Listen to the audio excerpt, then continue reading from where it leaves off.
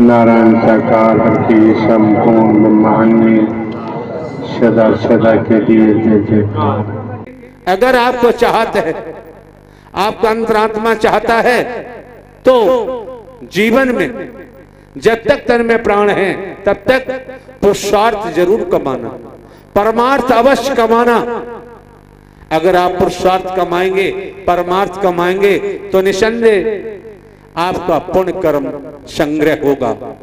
जब पुण्य कर्म संग्रह होगा तो वो आपके लोक और परलोक में ऐसे काम आएगा, ऐसे काम आएगा जैसे किसी का बैंक में खाता है और धन उस खाते में है, आवश्यकता पड़ने पर, विशेष जरूरत पड़ने पर कहीं नहीं भागते, कहीं दिमाग नहीं दौड़ाते, तुरंत कि भाई धन की जरूरत है, चलो हमारा खाता बैंक में है, और खाते में से पैसा निकाल के लाते हैं। फिर कहीं मांगने की या हाथ फैलाने की जरूरत नहीं पड़ती है। इसी प्रकार से आज मौका है, वक्त है, समय है, आप आत्माओं के लिए जो ऊंचे ऊंचे पदों पर आरूढ़ हैं, धनवान है, यश मिल रहा है, मान सम्मान मिल रहा है, तपेश्वरी सो राजेश्वरी, इसी तरह से उन्होंने भी साकार हरि परमात्मा का भजन किया होगा, इबादत की होगी, त्याग तपस्या की होगी, उनको नर नारी का चोला मिला और ऊंचे ऊंचे पदों पर आरूढ़ हैं, धनवान हैं, पदवान हैं।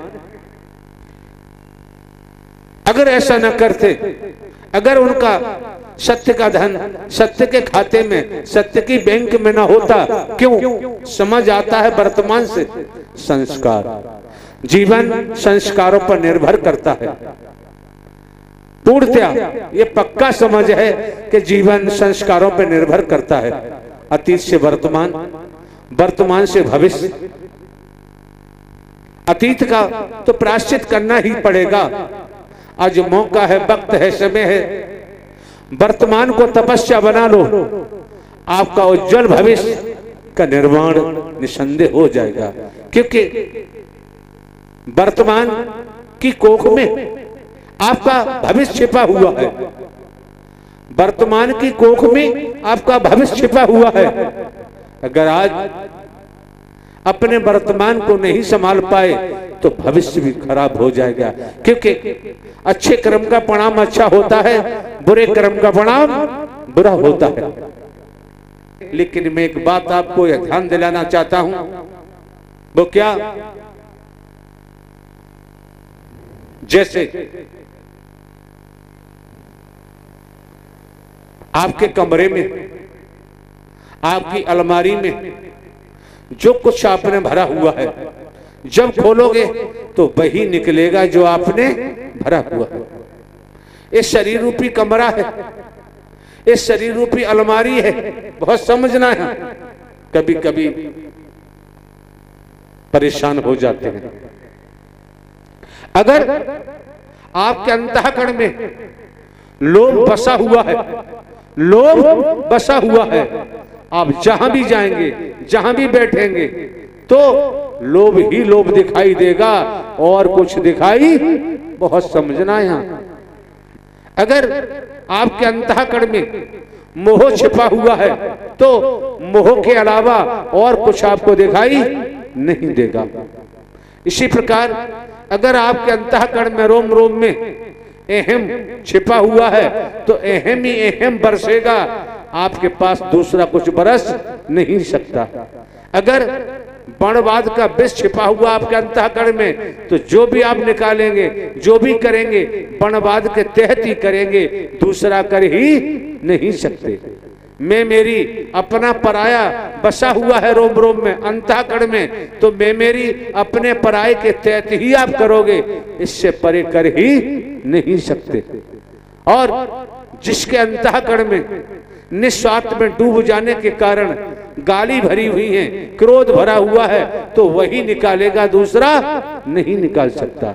लेकिन जब आप देवी स्वरूपा, देव स्वरूप, संत जन, भक्त जन, ऋषिवर मुनिवर पुराना सत्य के साथ के द्वारा ये मानव मंगल मिलन सद्भावना समागम के माध्यम से पुराना कचड़ा छांट रहे हो, निकाल रहे हो और आज सत्य ही सत्य अपने हृदय में भर रहे हो, परमात्मा की भक्ति भर रहे हो, इंसानियत भर रहे हो, मानवता भर रहे हो, तो सोच लीजिए अगर जमाना भी आपको गाली दे तो आपके ऊपर असर होने वाला नहीं। जहां सत्य विराजमान हो गया, सत्य की कृपा हो गई, फिर उससे गाली गलौज, भेदभाव, संप्रदाय, ऊंच नीच, गरीब अमीर का कोई असर नहीं होता है। ये प्रभु परमात्मा साकार हरि की विशेष कृपा मानो, विशेष दया मानो, रहमत मानो और इसको प्राप्त करने के लिए ये अभ्यास कर रहे हो, अभ्यास करते ही रहना। क्योंकि ज्ञानी को ज्ञान से समझाया जा सकता है, लोभी को नहीं, अहंकारी को नहीं, भेदवादी को नहीं। वो लोभी तो लोभ से समझेगा, अहंकारी अहंकार से समझेगा, वनवादी वनवाद से समझेगा। ज्ञानी को ज्ञान से समझा जा सकता है। लेकिन आप महापुरुषों का, आपकी बहन बेटियों का आगमन सत्य के संग में हुआ है, अपने मन मस्तिष्क में रख लो, कभी निकलने मन देना। आपका मार्गदर्शन कोई आदमी नहीं कर रहा, कोई स्त्री नहीं कर रही, आपका मार्गदर्शन स्वयं।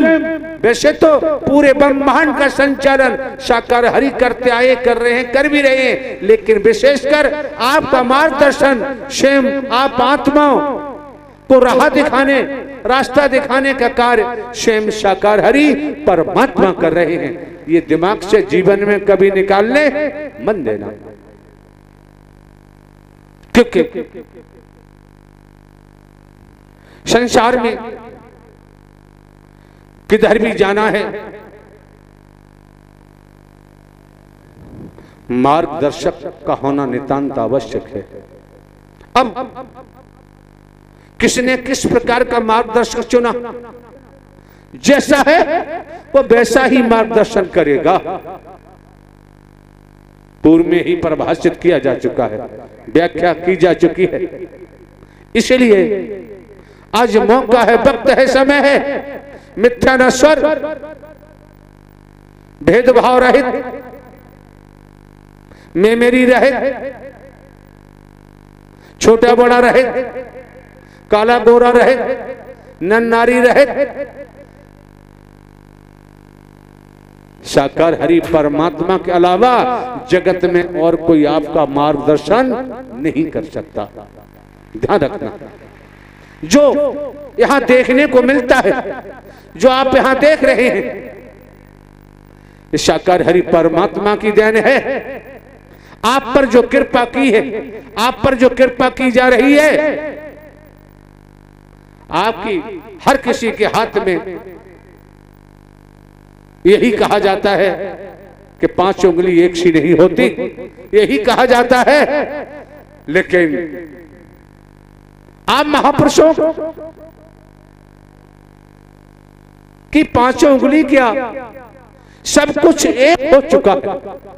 आप महापुरुष जो जुदा जुदा थे, जुदा जुदा बिखरे हुए थे, टकराव था, आज साकार हरि परमात्मा ने आपको एकत्रित कर दिया है, एक सूत्र में बांध दिया है, एक धागे में बांध दिया है और आपके जीवन को धन्य बना दिया, सद्ज्ञान देकर, सद्कर्म कराकर। और आपको जीवन में क्या चाहिए और जीवन में क्या आवश्यकता है, आपने ये भी देखा होगा, सुना होगा। लोहे का अंकुश होता है जरा सा, जो मदमस्त हाथी को भी कब्जे में कर लेता है। ये सुना होगा भली भांति। इसी प्रकार साकार हरि परमात्मा का वचन कितना सूक्ष्म है, लेकिन कितना विशाल है, आकलन नहीं किया जा सकता।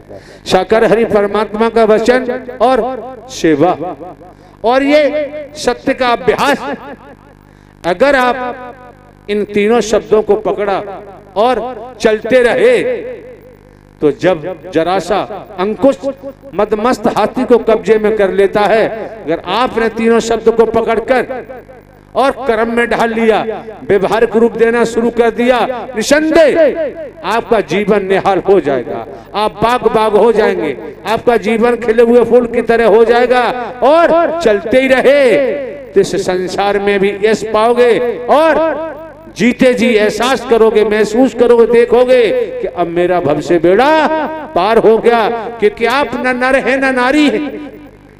एक हाथ में सत्य की मसाल है, दोनों हाथ में सत्य की मसाल ले लो, खुद भी प्रकाशमान बनो और जिसको जरूरत है वो भी अंधकार से प्रकाश में आ जाएगा। ये सबसे बड़ा पुण्य है, इससे बड़ा कोई पुण्य जगत में न था, न है, न ही होगा। हाँ, महापुरुषों को भी प्रतीक्षा नहीं करनी पड़ती है। पूर्व इतिहासों के मुताबिक जिनको जरूरत रही, किस किस रूप में प्रतीक्षा की है, त्याग तपस्या की है, और संसारिक कार्यों के लिए आप किस किस के पीछे भागते हैं, प्रतीक्षा करते हैं, फिर भी उनका दर्शन नहीं होता। आज के वर्तमान काल में तनिक आप अंतःकरण शुद्ध करते हुए और साकार हरि परमात्मा का सत्य का साथ करें, वचन मान के सत्कर्म करें तो तुरंत देवी स्वरूपा का दर्शन होता है, देव स्वरूप का दर्शन होता है, संतों का दर्शन होता है, ऋषिवर मुनिवर का दर्शन होता है। और 100 डिग्री पर जब जल गर्म होता है तभी जल में उबाल आता है। इस रूप में अगर आपकी भक्ति गर्म है तो साकार हरि परमात्मा को अपना दिव्य स्वरूप का दर्शन देने में देर नहीं करते। ये मैंने क्यों कहा? शासन प्रशासन के कागजों में, रजिस्टरों में फाइलें खुली हैं और मुझे इसी क्रिया के लिए धौलपुर, मुरैना, ग्वालियर, भिंड, अंबा और ये बहा, औरैया, ये पूरा क्षेत्र 2-2, 3-3 बार इस क्षेत्र के महापुरुषों ने बुलाया और हम भी हरकारा चौकीदार बनकर पहुंचे और वहां इन समस्त क्षेत्र में, पूरे इलाके में मानवता भाईचारे का संचार हुआ, परमात्मा साकार हरि की भक्ति का संचार हुआ और मानव मानव को गले लगा रहे हैं, मानव मानव से प्रेम कर रहे हैं। जिस क्षेत्र को शासन प्रशासन के कागजों में एक बेहड़ के नाम से जाना जाता है और यहां तक जाना जाता है कि किन्हीं कारणों से किन्हीं के भाई, किन्हीं के बेटे, किन्हीं के चाचा, किन्हीं के पिता, किन्हीं के ताऊ, किन्हीं की बहन बेटियां ऐसे कारणों से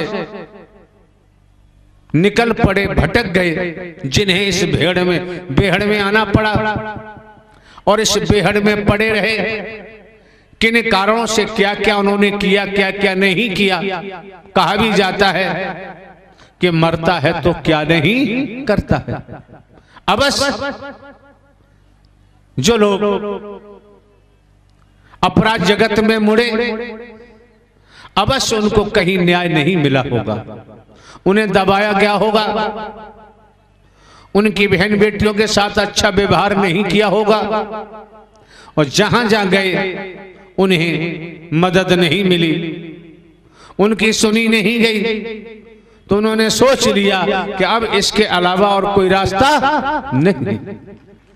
लेकिन आज का दौर है, आज की जो स्थिति है, समस्त जनमानस, ग्रामीण अंचलों, कस्बों, शहरों, महानगरों, जहां भी आप प्रवास करते हैं, खेती बाड़ी, नौकरी, व्यापार करते हुए और साकार हरि परमात्मा का सहारा लो। आपने दुनिया में किसी का सहारा लिया, मदद नहीं मिली, पलट दबाया गया, लूटा गया, दुर्व्यवहार किया गया होगा, तब आपने राइफल पकड़ी होगी, बंदूक पकड़ी होगी, बेहड़ में छलांग लगाई होगी। आज उस तरफ मुड़ के देखने की जरूरत नहीं। साकार हरि परमात्मा का सहारा लो, जो शाकाहारी परमात्मा का सहारा ले लेता है वो कभी बुरी सोच नहीं रखता, बुरे कर्म नहीं करता, बुराइयों की तरफ नहीं जाता, व्यसनों में नहीं डूबता और भेदभाव में भी नहीं जाता। वह इंसानियत धारण करते हुए, मानवता को धारण करते हुए और समाज में एक खिला हुआ फूल बनने की कोशिश करता है। वो किसी का बुरा नहीं चाहता और ना ही बुरा करता है, क्योंकि किसी को देखे ना देखे तनिक समझने का प्रयास करेंगे। आपकी बहन बेटियां आती हैं, आपके बच्चे आते हैं, छात्र छात्राएं हैं, किसान, नौकरी करने वाले, जन, व्यापारी, जो भी हैं, जिन्होंने सत्य का साथ किया और एक एक शब्द को मन लगाकर सुना, ठीक से सुना, कर्म में ढाला, आज वो जीवन में उनको अभूतपूर्व परिवर्तन हो रहा है और संसार के तौर पर भी धन धान्य से भी परिपूर्ण है। परिवार में सुख है, चैन है, शांति है और जो पुराने व्यसन लगे हुए थे, चाहे वो तामसी पेय हो, तामसी खाद्यान्न हो, जो भी बेकार हो, मैं मेरी, अपना पराया, भेदभाव का विष, अहंकार का पहाड़, ये सब कुछ सत्य के साथ में आने से धराशायी हो चुके हैं और एक इंसान ने जन्म ले लिया है, एक मानव ने जन्म ले लिया है। जहां इंसान ने जन्म ले लिया, जहां मानव ने जन्म ले लिया, तो आपको ये भी जानकारी है, मुझे महापुरुषों ने जानकारी दी है कि जो व्यसनों में डूबे हुए थे और अब गुणों में अब गुण धारण किए हुए थे, परिवार बर्बाद हो चुके थे, परिवार उजड़ चुके थे। जब से उन परिवारों ने सत्य का साथ किया है, मन वचन कर्म से आज उजड़े हुए परिवार आबाद हो चुके हैं, उनके बच्चे भी स्कूल जाने लगे हैं,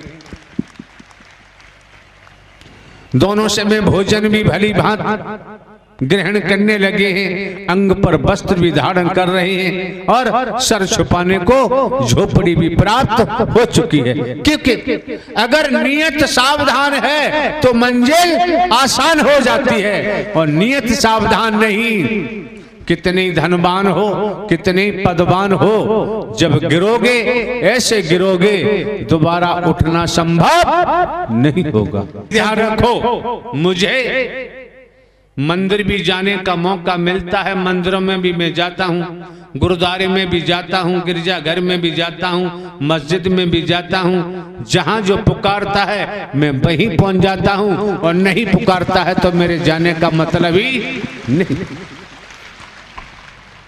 खेत में पुकारने वाला खेत में पुकारता है तो हम तो खेत में भी पहुंच जाते हैं। कोठी में पुकारने वाला शाकाहारी को कोठी में पुकारता है तो कोठी में भी पहुंच जाते हैं। झोपड़ी में पुकारने वाला हो।